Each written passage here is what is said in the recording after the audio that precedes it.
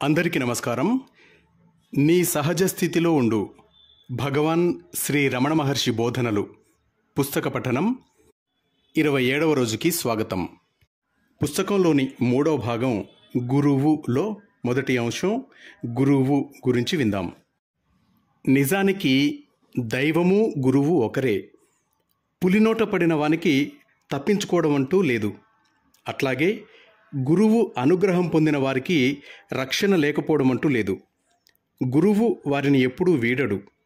గురువు ఉపదేశించిన మార్గాన్ని మాత్రం వారు అనుసరించాలి.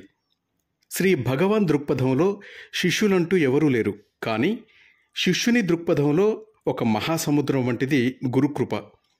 ఒక చిన్న గిన్నెతో వెళ్తే ఆ గిన్నెడే లభిస్తుంది. మహాసముద్రం లోభి అని ఫిర్యాదు చేయటంలో అర్థం లేదు. ఎంత పెద్ద పాత్రని తీసుకొని వెళ్తే అంత ఎక్కువగా తీసుకోవచ్చు. అదంతా శిష్యునిపైనే ఆధారపడి ఉంటుంది. మనస్సు యొక్క కలాపాలను తాత్కాలికంగానైనా నిలపటానికి ఒక మార్గం ఋషుల సాంగత్యం పొందటం. ఋషులకు సమాధి స్థితిలో ఉండటం సామాన్యం, సహజం. నిరంతరం వాళ్ళతో సన్నిహితంగా మసలే వారికి కూడా అట్లా సమాధి స్థితిలో ఉండటం క్రమంగా పట్టుపడుతుంది. ఇక గురువు అనే ఈ మొదటి అంశాన్ని విందాం. ఆధ్యాత్మిక బోధనని చేసేవారెవరినైనా గురువు అంటారు. కానీ శ్రీ రమణుల పరిభాషలో ఆ పదానికి ఇంకా సూక్ష్మమైన నిర్వచనం ఉంది. ఆయన దృష్టిలో అసలైన గురువు ఎవరు అంటే తాను ఆత్మసాక్షాత్కారం పొంది తన శక్తితో ఇతరులను కూడా ఆత్మసాక్షాత్కారం వైపు వెళ్లేందుకు సహాయపడగలిగిన వ్యక్తే గురువు. శ్రీ రమణులు తరచూ దైవము, గురువు, ఆత్మ ఒకటే అంటూ ఉండేవారు. మానవ రూపంలోని దైవమే గురువు. అంతేకాక గురువే భక్తుని హృదయంలో ఆత్మ కూడా.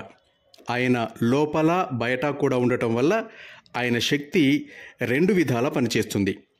బయటి గురువు సూచనలను ఇస్తూ తన శక్తితో భక్తుడు ఆత్మపైనే లగ్నమయ్యేటట్టు చేస్తాడు.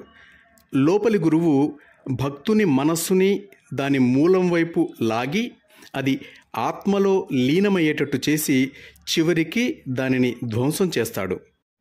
ఆత్మ గురించి శాశ్వతమైన ఎరుకని కలిగి ఉండాలని సాధన చేసే వారిలో ఇంచుమించు అందరికీ గురువు యొక్క ప్రబోధం అవసరము అనేది శ్రీ రమణుల బోధనలలోని ముఖ్యాంశం.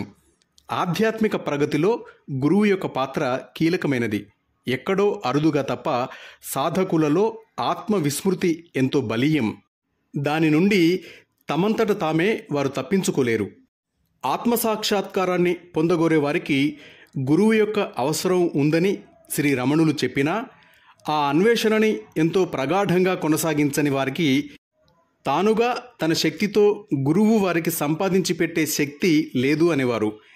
ఎవరికి వారే ఎంతో తీక్షణంగా ఆత్మని తెలుసుకునే ప్రయత్నం చేస్తే గురువు యొక్క కృప, శక్తి కూడా తమంతట తామే ప్రవహిస్తాయి అనేవారు. అటువంటి ప్రయత్నం చేయకపోతే గురువు నిస్సహాయుడే. ఈ అధ్యాయంలోని సంభాషణలు గురువు యొక్క స్వరూపం గురించి, ఆత్మసాక్షాత్కారంలో గురువు యొక్క పాత్ర గురించి శ్రీ రమణుల అభిప్రాయాలు సంక్షిప్తంగా సూచిస్తాయి. అరుదైన రీతిలో శ్రీ రమణులు ఆ శక్తిని ఎట్లా వినియోగించారో 9వ అధ్యాయంలో వివరించబడుతుంది. ఇక గురువు అనే అంశం గురించి పృచ్ఛకుల ప్రశ్నలకు భగవాన్ సమాధానాలు విందాం. భగవాన్, గురువు యొక్క కృప అంటే ఏమిటి? అది ఆత్మసాక్షాత్కారానికి మార్గాన్ని ఎట్లా చూపుతుంది? గురువే ఆత్మ.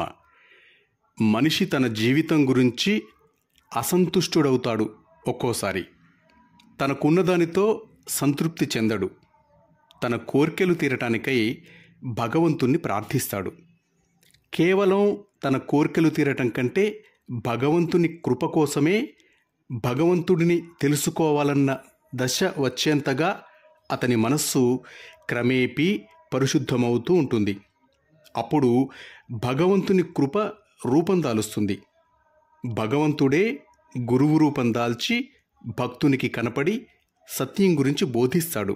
అంతేకాక తన సాంగత్యం వల్ల అతని మనస్సుని ఇంకా నిర్మలం చేస్తాడు. భక్తుని మనస్సు పటిష్టమవుతుంది. అంతర్ముఖమవుతుంది. ధ్యానం వల్ల ఇంకా పరిశుద్ధమై నిశ్చలమవుతుంది. ఆ ప్రశాంతతే ఆత్మ. గురువు బయట లోపల కూడా ఉంటాడు.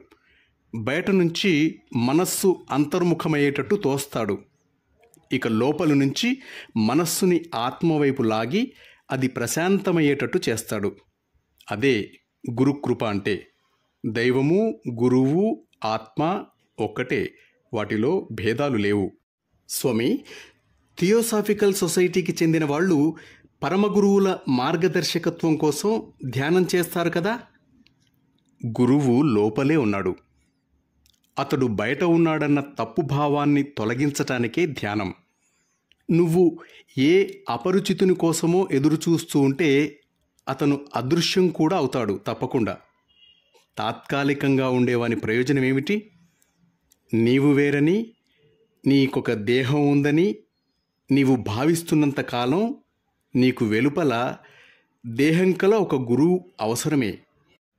దేహంతో ఉండే అజ్ఞానపు తాదాత్మ్యం పోతే గురువు అంటే ఆత్మ తప్ప ఇంకేమీ కాదని తెలుస్తుంది. భగవాన్, ఉపదేశం వల్ల గురువు మాకు ఆత్మ గురించి ఎరుకను కలిగిస్తాడా అండి? నీ చేయి పట్టుకుని నీ చెవిలో ఏదో రహస్యంగా చెప్తాడా గురువు? నీవెవరివో అతడు అంతేనని నీవు ఊహించుకుంటావు.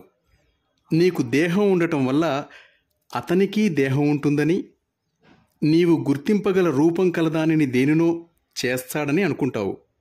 కానీ అతని పని ఆధ్యాత్మిక రంగంలో, అంతరంగంలో.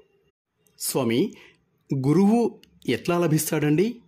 సర్వాంతర్యామి అయిన భగవంతుడే తన భక్తుని పట్ల జాలితో భక్తుని పరిపక్వతను బట్టి సాక్షాత్కరిస్తాడు.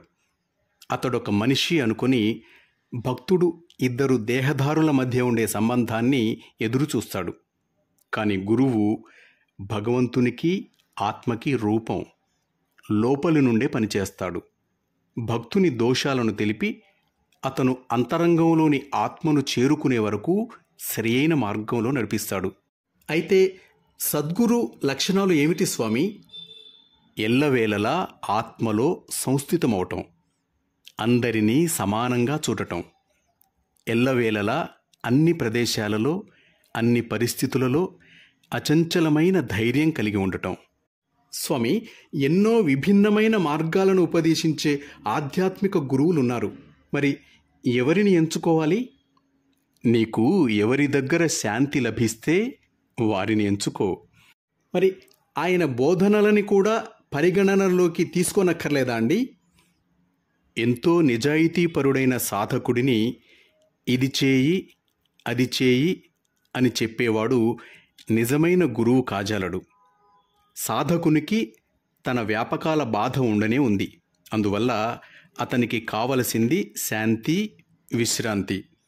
దీనినే ఇంకో విధంగా చెప్పాలంటే అతని వ్యాపకాలు నిలిచిపోవాలన్నమాట. ఉన్న వ్యాపకాలకి అదనంగా మరికొన్నిటినో లేక వాటికి బదులుగా వేటినో చేయమని చెప్తే సాధకునికి ఏ విధంగా ఉపయోగం? ఏదైనా చేస్తూ ఉండటం సృజనాత్మకం. లోపల సహజంగా ఉండే సంతోషాన్ని అది నాశనం చేస్తుంది. ఏదో ఒకటి చేస్తుండమని చెప్పేవాడు గురువు కాజాలడు, హంతకుడే అవుతాడు. అటువంటప్పుడు గురువు రూపంలో సృష్టికర్త అంటే బ్రహ్మగాని, మృత్యువు అంటే యముడు గాని వచ్చాడు అనుకోవాలి. సాధకుని బంధాలని మరింత బిగిస్తాడే గాని విముక్తుడిని చేయలేడు. నా గురువుని నేనే ఎట్లా కనుగోగలను స్వామి? తదేకమైన ధ్యానం వల్ల.